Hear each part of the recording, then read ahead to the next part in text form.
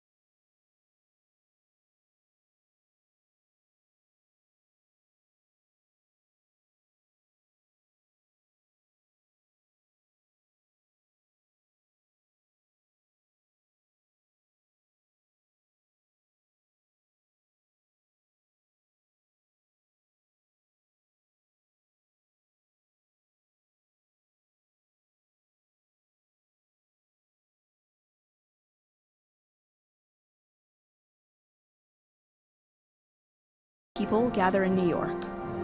Meanwhile, France conducts a series of thermonuclear tests in the Pacific. In response, South Pacific nations unite,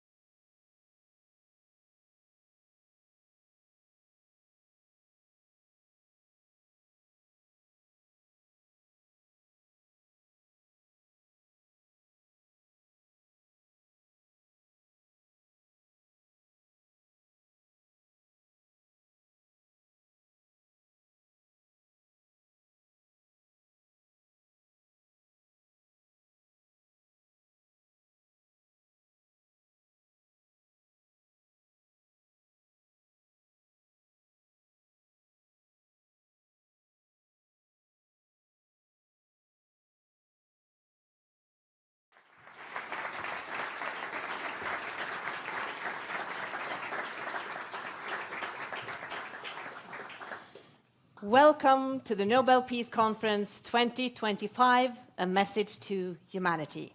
The Nobel Peace Center's annual international peace conference honoring the latest Peace Prize.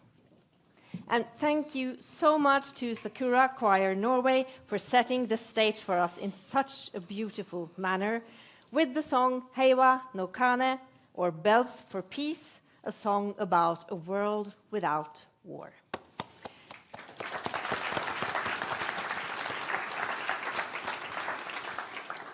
My name is Ingvild Bryn Rambøll. I will be your host for today, and I'm joined by Sri Srinivasan. I'm your digital host, and my job is to help make sure everyone who's watching around the world can participate and ask questions.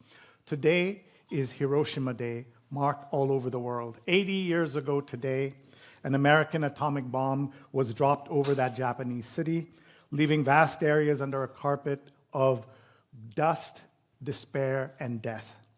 3 days later, a new bomb was dropped over the city of Nagasaki. More than 200,000 people were killed and tens of thousands were injured. Some of those who have survived have spent their lives turning this devastating experience into activism. Last December, the Japanese Organization for Atomic Bomb Survivors, Nihon Hidankyo, were awarded the Nobel Peace Prize for its efforts to achieve a world free of nuclear weapons, and for testimonies that these weapons must never, ever be used again. Our conference today will honor the work and the legacy of the survivors, the hibakusha, and discuss how their efforts for a nuclear-free world can be brought forward in a time with increasing international tension and great power rivalry. We're so honored to have the Assistant General Secretary of Nihon Hidankyo, Masako Wada, with us here today.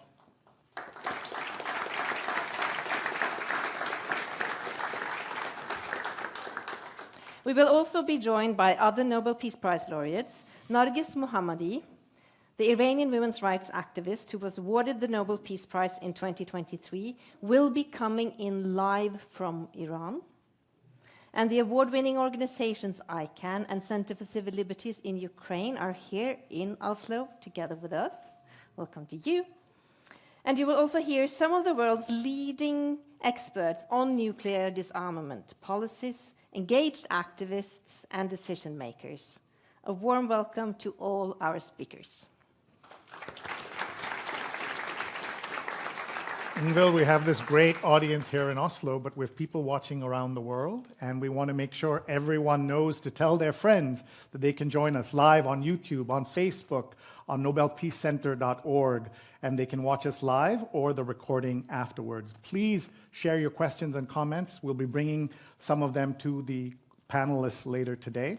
And please use the hashtag Nobel Peace Conference.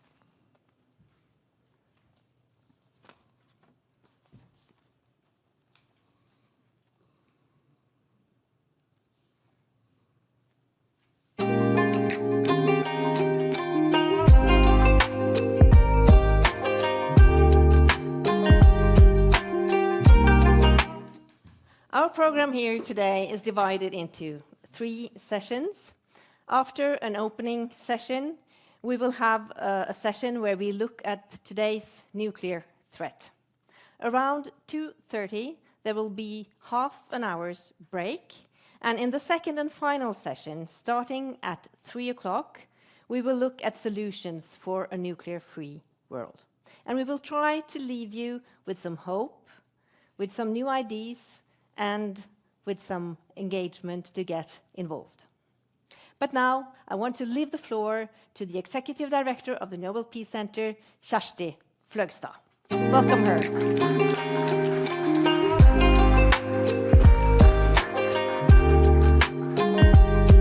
Thank you, Ingvild. Dear Excellencies, dear representatives of the Nobel Peace Prize laureates, speakers, guests here and online, and dear friends of peace, welcome to this year's Nobel Peace Conference, a message to humanity. Today we mark 80 years since the atomic bombing of Hiroshima. a moment that forever changed our world. And yet, nuclear threats are reappearing. Earlier this year, the doomsday clock moved even closer to midnight, now just 89 seconds away. A peaceful world may seem more distant than ever, as most countries, also here in Norway, are increasing their military budgets and activities. However, here at the Peace Center, our mission is to ignite positive change for a more peaceful world. In dark times like this is more important than ever. And we do this through the work of the Nobel Peace Prize laureates, whose courage and commitment light the way forward. And one such inspiration is Masako Wada and Nihon Hidankyo. And Masako-san, you are with us here today. She was just a baby when the bomb fell on Nagasaki in 1945. Today, she is the Assistant Secretary General of Nihon Hidankyo, the Japanese organization of atomic bomb survivors, the hibakushas, who received the Peace Prize in 2024, in December last year. Masako-san and her fellow hibakushas have dedicated their lives to share their stories to ensure nuclear weapons are never used again. Their voices have helped build a powerful global taboo. And if they have not lost hope, who are we to? When we asked Nihon Hidankyo in October last year, how could we support their work? They said, we are the only ones who have actually lived through this. But we are old, and soon we will be gone. Help us share our story before it's too late. We took this at heart. At the Nobel Peace Center, we created an exhibition that tells their story through the lens of human suffering. It has reached thousands, here in our museum in Oslo, but also around the world abroad on the Peace Boat. And we've developed education materials, hosted workshops, and aim to reach hundreds of thousands of students globally in the coming months. Today's conference and festival are built around Nihon Hidankyo's message. Our goal is to create a meeting point for civil society, politicians, and peace activists with focus on inspiration, hope, and solutions.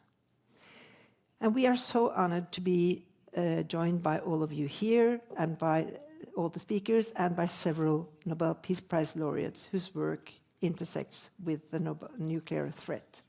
As Ingrid said, Narges Mohammadi will be with us live from Iran. The Center for Civil Liberties are here with Sasha Romanchova, laureate from 2022.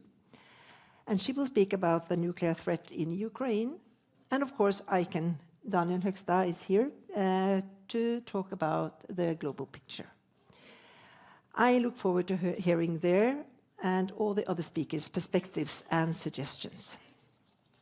And before I end, I just want to thank our partners, Hydro Reitan, the Norwegian Minister of Foreign Affairs, the City of Oslo, Bergesen Foundation,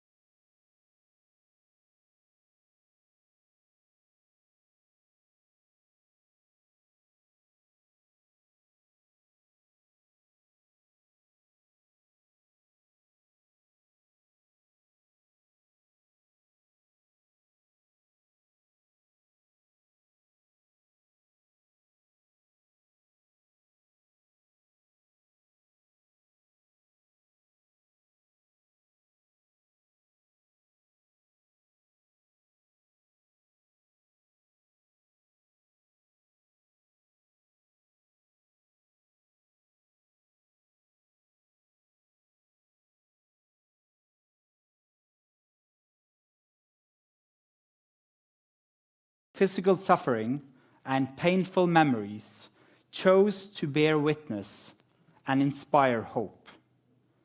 By sharing their stories, they laid the groundwork for what we now call the nuclear taboo, stigmatizing the use of nuclear weapons as morally unacceptable. But we must be honest, the taboo is under threat. We stand now at the edge of a new and unstable nuclear age. Nuclear powers are modernizing their arsenals. New nations are seeking these weapons. Disarmament treaties are collapsing. And in today's conflicts, the threat of nuclear use is returning to the public rhetoric. In the face of this, the task of remembrance becomes not only moral, but urgent. Last year, the Norwegian Nobel Committee awarded the Nobel Peace Prize to Nihon Hidankyo, the Confederation of Atomic Bomb Survivors in Japan. It was a tribute to their tireless efforts to ensure that this promise, this taboo, is remembered, renewed, and passed on. The prize was, however, more than just a recognition. It's also a warning and a call. A warning that the nuclear threat is not behind us. It is ahead of us. And a call to remember what too many seems to have forgotten, what nuclear weapons truly are. Just a few days ago, the Nobel Committee had the honor of visiting Hiroshima and Nagasaki. These are cities that bear witness to the unspeakable. And yet, somehow, they're also cities of life, of resilience, of resistance. We visited the museums and the memorials. We stood in streets where the ground once burned, and in places where silence speaks louder than words. But what I will never forget, are the people we met. Survivors who shared their stories with unwavering dignity. Young students who carry the testimony of earlier generations. Politicians with a purpose and an agenda of disarmament. The moment that moved me the most was when a hibakusha, now in her 80s, looked me in the eyes and said, "I do not talk about this because I want to. I talk about it because we have to." The media and the public attention in Japan was overwhelming, almost unbelievable. Ordinary citizens, activists, academics, politicians, even the imperial family wanted to meet us to discuss nuclear disarmament and share ideas and testimonies. Dozens of journalists covered every meeting, every event. As our ambassador said, I don't think any Norwegian has been this popular in Japan since AHA breakthrough in the 1980s. Well, I laughed, as you, and I was flattered, because who wouldn't be? But he had a point, because what we witnessed was not just hospitality. It was a shared understanding among many that memory matters, that the nuclear taboo cannot survive on treaties and speeches alone. It must be kept alive by people. And that brings me to the heart of today's event, and to one of the most inspiring people I've met on my journey. One of these voices, steady, powerful, unforgettable, belongs to Masako Wada, Assistant Secretary General of Nihon Hidankyo.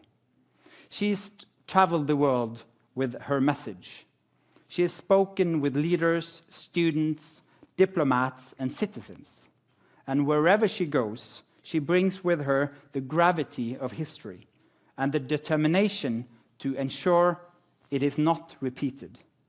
It is an honor to welcome her here today, not only as a hibakusha and a Nobel Peace Prize laureate, but as a living symbol of what it means to turn memory into action for peace and nuclear disarmament.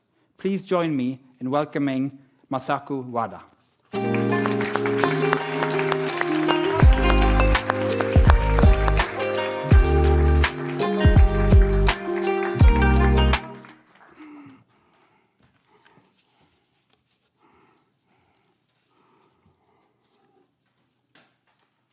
Thank you. Thank you, Friedner-san. Thank you very much. So I'm so moved. I'm very grateful for this opportunity to speak as a hibakusha of Nagasaki. I was a 1 year and 10-month-old baby when Nagasaki was devastated by the atomic bomb. My house was located 2.9 kilometers away from the blast center. Thanks to the mountains surrounding the central part of Nagasaki city, I have survived to this day. I was too young to remember that day, but my mother used to tell her story over and over again. On the mountain path, she saw a file of people escaping from fire near the blast center. They looked like a line of ants, but in fact, they were rows of burned and injured, chocolate-colored human beings. Their scantily clad bodies burnt all over, and their hair matted with blood and standing an end like horns. The empty lot next to our house became a cremation ground where dead bodies collected by garbage carts were brought in and incinerated day after day. Everyone soon became numb to the growing number of corpses and even to the stench from burning bodies. What is human dignity? Humans are not created to be treated like this. 80 years have passed since the first use of nuclear weapons by the US. The average age of the hibakusha has reached 86.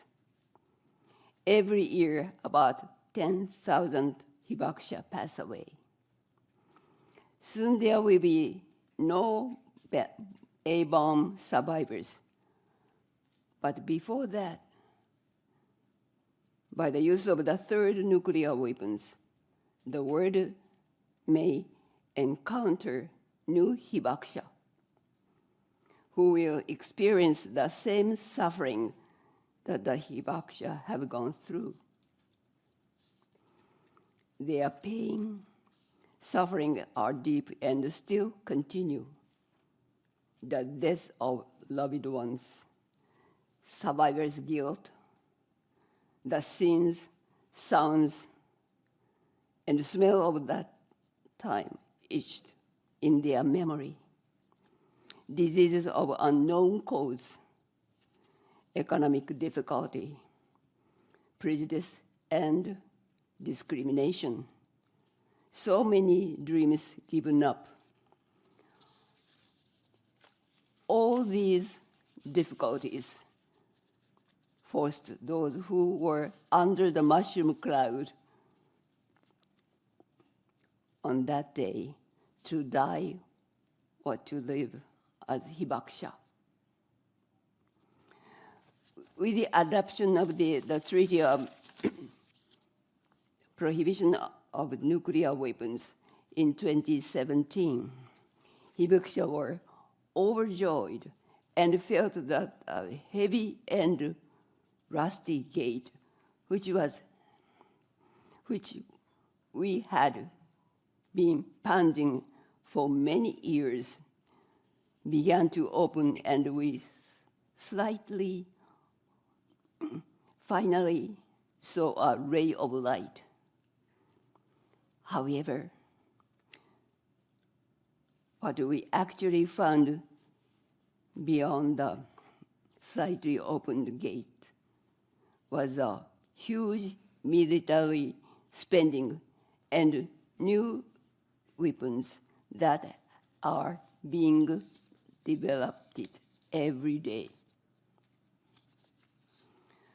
What has the world done in the 55 years since the NPT entered into force? Non-nuclear weapons states and hibakusha were frustrated by the nuclear weapons state neglects of their obligation to implement the NPT. The nuclear-armed states and their allies should recognize the fact that due to their insincerity and arrogance, the entire human race is on the brink of nuclear war. In today's unstable world, the risk of nuclear weapons use is the highest since the end of the Cold War. In Nihon Hidankyo's founding statement, Message to the World of 1956, we declared our pledge to save humanity from the crisis through the lessons learned from our experiences, while at the same time saving ourselves.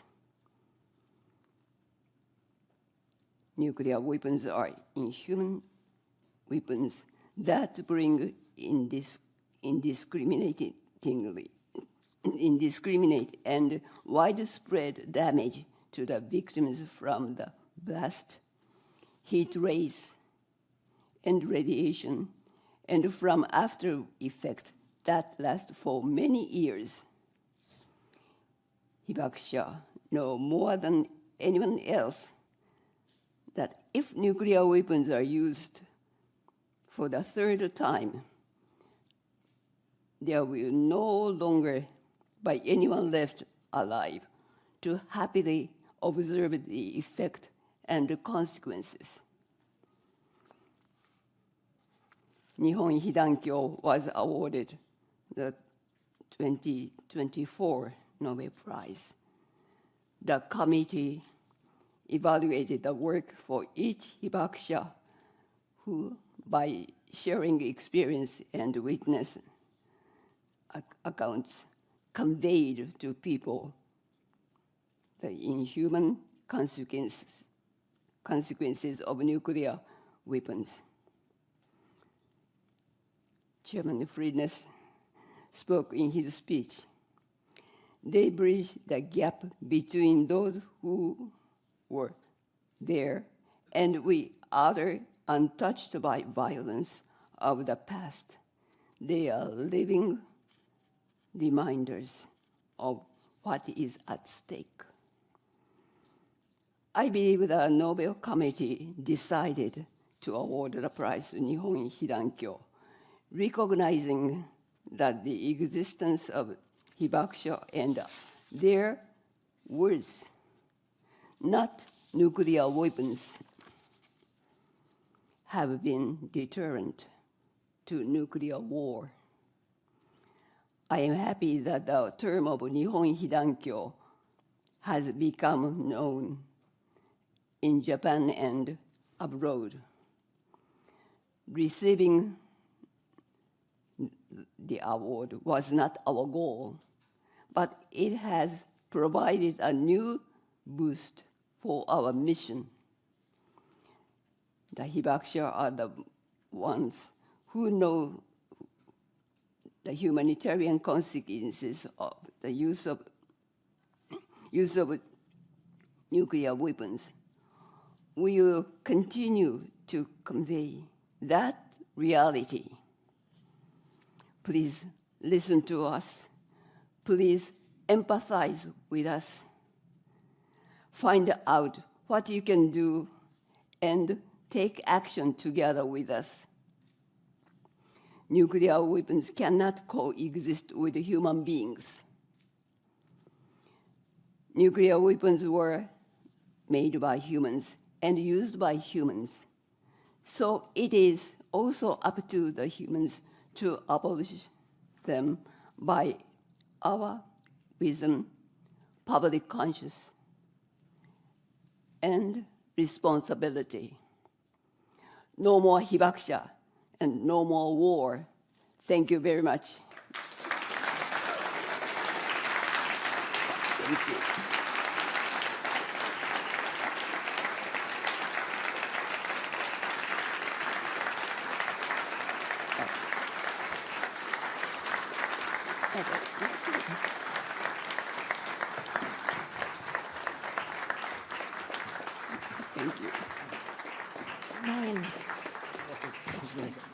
Thank you. Okay, thank you. Thank you so much, Masako Wada. Thank you for sharing your story and for urging us all to act. Have you noticed that we have a tree on stage? This tree is a hibakusha, the Japanese word for a tree that survived the atomic bomb. Seeds from the trees that managed to survive have been harvested and planted and spread as symbols of peace to other countries and cities, among them to the Botanical Garden here in Oslo. And they have been very kind to lend us this tree.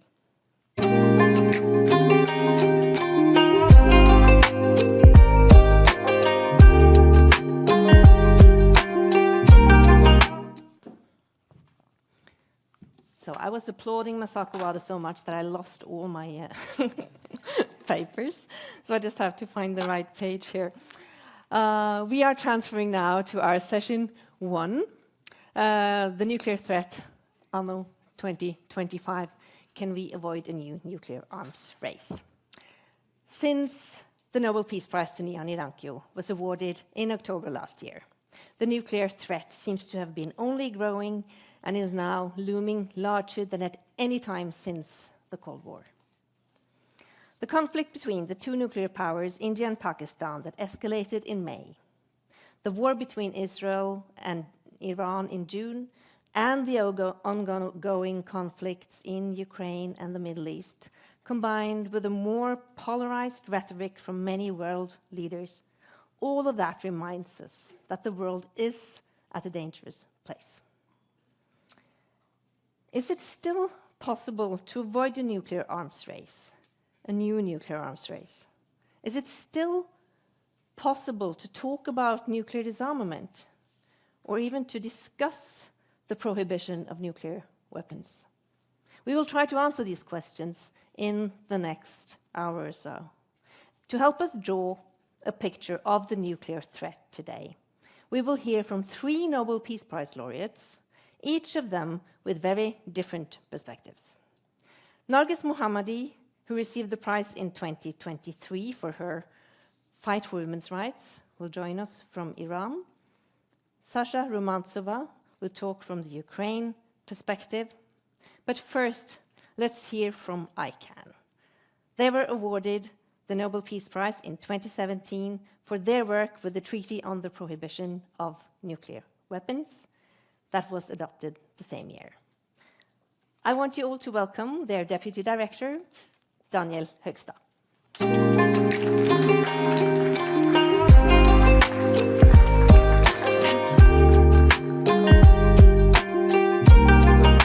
Thank you very much, Ingvild, and thank you very much to the Nobel Peace Center for hosting us and marking this extremely important anniversary at such a crucial time. And I do want to pay special tribute to Masako Wada, Wada-san. Thank you for your inspirational advocacy and your courage and your leadership. Thank you. Dear friends and colleagues, can we avoid a new nuclear arms race? Unfortunately, the evidence strongly suggests that we are already in a new nuclear arms race. In 2024, nuclear armed states spent $100 billion on their nuclear arsenals, an 11% increase from the previous year, representing $190,151 every single minute. Over the past 5 years, global spending on nuclear weapons has increased by 47%. The cycles of escalations and provocations are becoming frighteningly frequent. We've been witnessing one such cycle in the last few days between Russia and the United States, which apparently started with an insult or some high-level online trolling and resulted in nuclear submarines being deployed. The risk is that we become numb to these kinds of things, that this becomes the new normal, which distracts from the urgency and which obscures the only truth that matters when it comes to nuclear weapons, the truth that Nihon Hidankyo and hibakusha have dedicated their lives to sharing. What happens when nuclear weapons are used? What do they do to people? What do they mean for our shared humanity? So was this new nuclear arms race inevitable? Whether it be because of Russia's aggression and invasion of Ukraine and their numerous reckless threats to use nuclear weapons in the context of that war, or dramatic political shifts, or an arms industry, an increasingly emboldened arms industry that made $42.5 billion from nuclear weapons contracts signed in 2024 alone, or a combination of all those factors. No, it was not inevitable. There have been opportunities to pursue a different path. There have been choices made. Every government has a role to play, and all must be held to account. What are their records when it comes to nuclear weapons? Did they denounce and reject any threat to use nuclear weapons, no matter who made it? How have they contributed to the stigmatization of nuclear weapons and the nuclear taboo? Did they condemn all incitements to proliferation? Most importantly, did they seize the opportunity to change course by supporting the historic ban on nuclear weapons? Did they show leadership and resolve to do so, even when there was pressure from peers or from nuclear armed states? Or did they shrink away from that challenge? Did they do nothing? Did they make excuses, saying that conditions are not conducive for nuclear disarmament, or that military alliance obligations do not allow it, or that Russian aggression means that nothing is possible? Did they change policies and actually embrace a role for nuclear weapons in their national security in their last few years? Some governments, and many of them are here in Europe, are actively encouraging or abetting nuclear escalation and proliferation.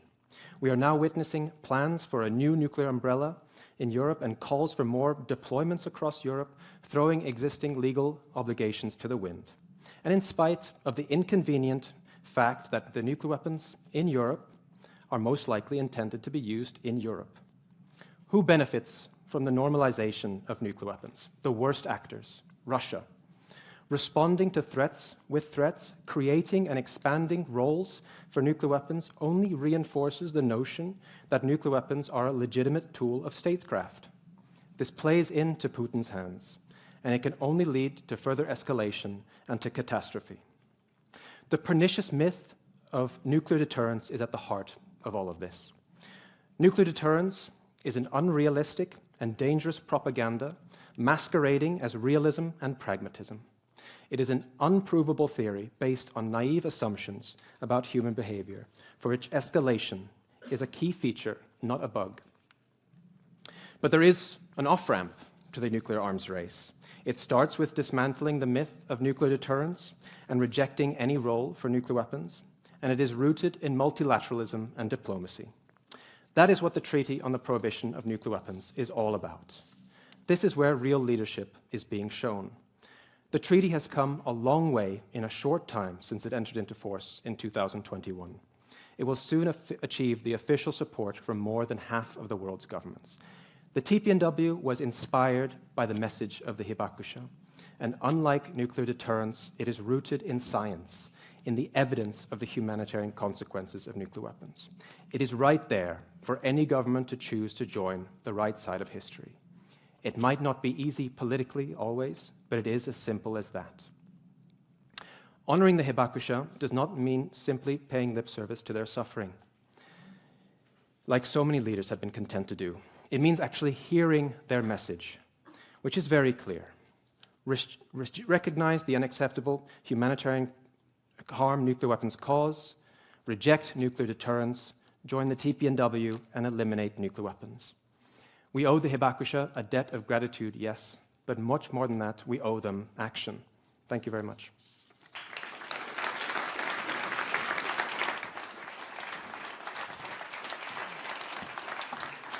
Thank you so much, Daniel Högsta, and thank you, Arkan, for the work you are doing. And now we're going to Iran, where Nobel Peace Prize laureate Narges Mohammadi has been incarcerated for her activism for years, but is now able to join us live. I just want to prepare you that Narges will be speaking in Farsi, so you can prepare to put your headphones on. It will be her brother, Hamidreza Mohammadi, who will translate her speech for you. Narges, are you with us?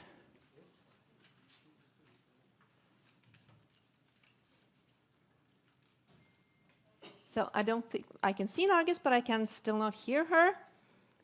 There she is. Hello, Narges. So good to see you. How are you? Hello, it's an honor to be here with you today. I'm doing well. I'm speaking to you from Tehran, from Iran. So I truly appreciate the opportunity to be here. Thank you very much. Thank you so much for taking the risk to talk to us today.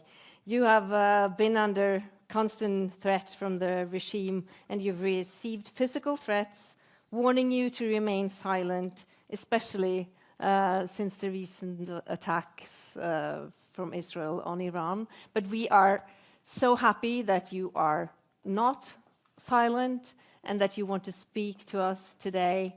We are looking forward to hearing your remarks. Narges Mohammadi, the floor is yours.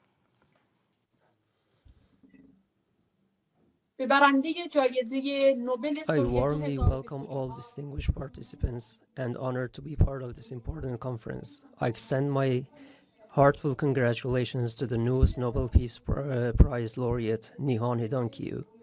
May their powerful efforts grow stronger and inspire even greater impact in the years to come.